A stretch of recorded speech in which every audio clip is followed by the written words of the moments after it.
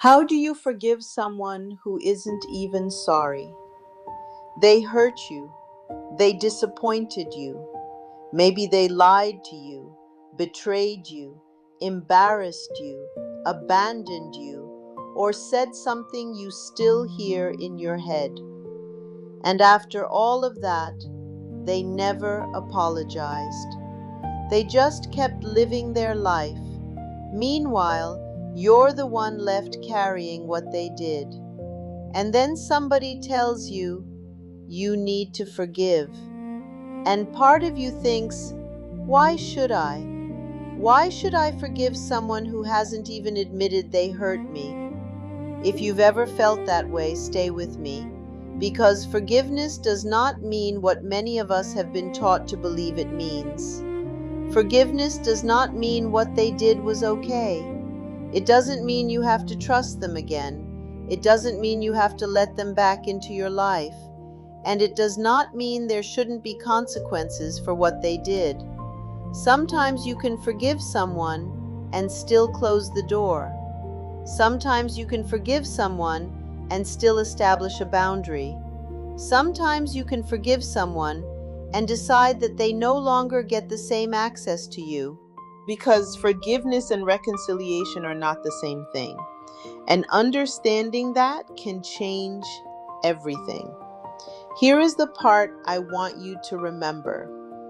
Forgiveness isn't always about releasing them from responsibility. Sometimes it's about releasing yourself from the responsibility of carrying what they did forever. Because resentment is heavy. At first, anger can feel powerful. It can feel protective. You tell yourself, I'll never forget what they did. I'll never let them do that to me again. And protecting yourself from being hurt again can absolutely be wise. But there's a difference between remembering the lesson and repeatedly reliving the injury. There's a difference between having boundaries and allowing what somebody did 5 years ago to still control your peace today. And sometimes we don't realize we're still carrying it until we hear their name, until we see their picture, until somebody mentions what happened, and suddenly our body remembers, our mood changes, our heart starts racing. We're right back in that moment again. They may not even be in the room, but what they did still has access to us. That's the part forgiveness begins to change, not the past, you. Colossians 3:13 says, bear with each other and forgive one another if any of you has a grievance against someone. Forgive as the Lord forgave you. That's difficult, especially when the other person isn't sorry. But notice something. Your ability to forgive isn't supposed to depend entirely on whether they finally become the person you wish they would be. Because if your peace requires their apology, then they still have control over something that belongs to you. Think about that. If you cannot heal until they apologize, what happens if they never do?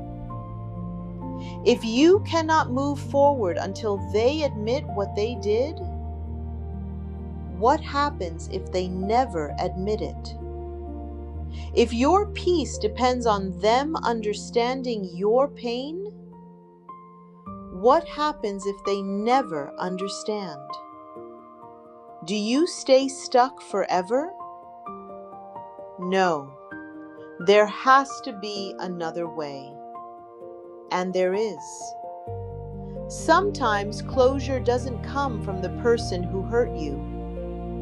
Sometimes closure is something you build with God. You may never hear, I was wrong. You may never hear, I shouldn't have done that. You may never hear, I'm sorry. And that hurts. Because sometimes the apology isn't just about the words. You want acknowledgement. You want them to recognize what they did. You want confirmation that you weren't imagining it. You want somebody to say, yes, that happened, and it was wrong.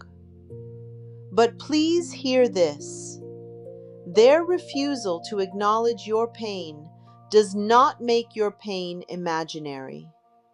You don't need somebody else's confession before you're allowed to heal.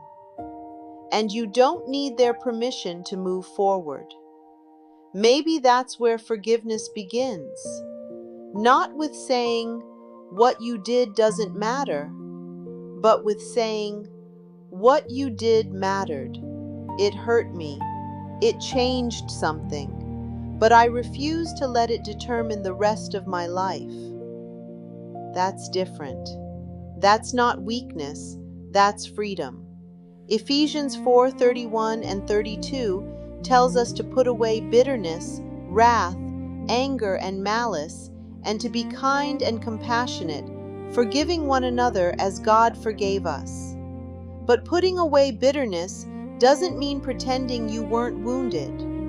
You can acknowledge the wound without building your home inside it.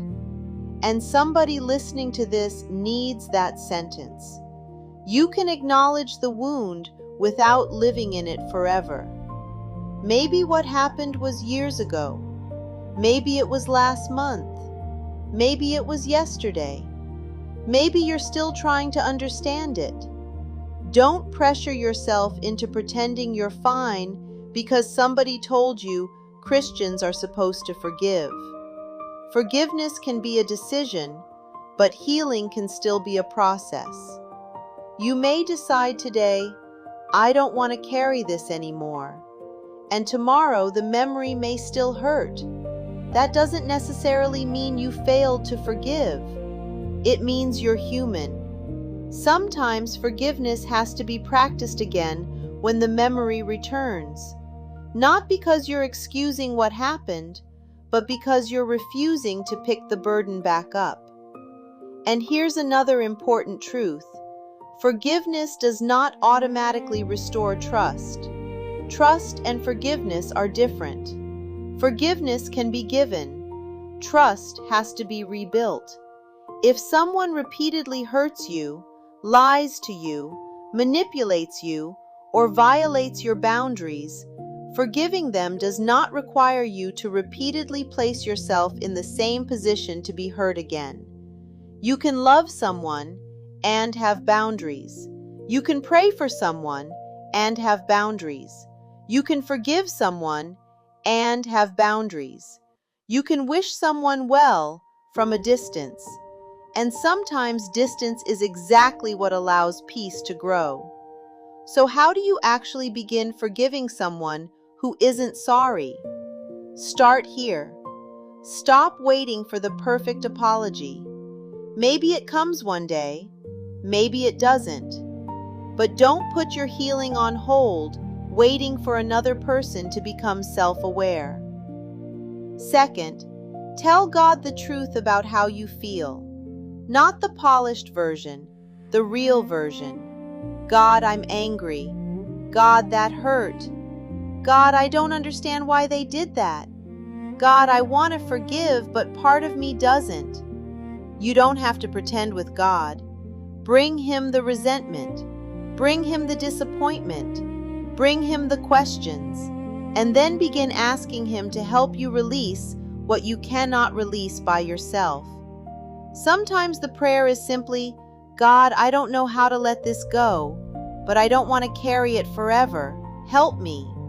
That's enough to begin. And third, stop rehearsing the injury.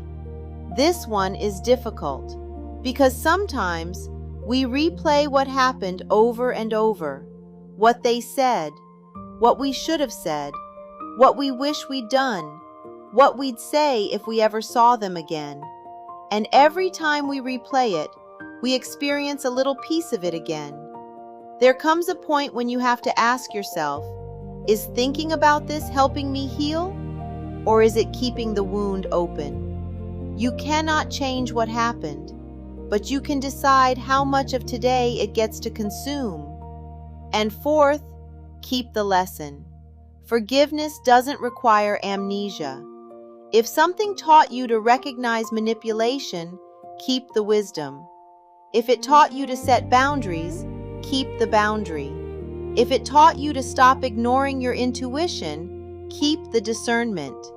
If it taught you that you deserve healthier relationships, keep that lesson. Release the bitterness, keep the wisdom. That's powerful.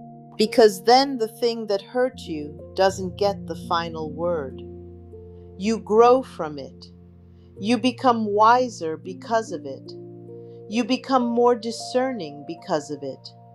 You learn what you will and will not accept. And eventually, the memory may still exist, but it doesn't sting the same way. Their name doesn't change your entire mood. The story doesn't consume you. You stop imagining conversations with them. You stop waiting for them to understand. And one day you realize, I'm free. Not because they apologized, not because they changed, not because they finally understood, but because you stopped requiring them to change before you allowed yourself to heal. That is freedom. And maybe today you aren't there yet. That's okay. Maybe today you're simply willing to take the first step. Maybe your prayer today is, God, I want to forgive.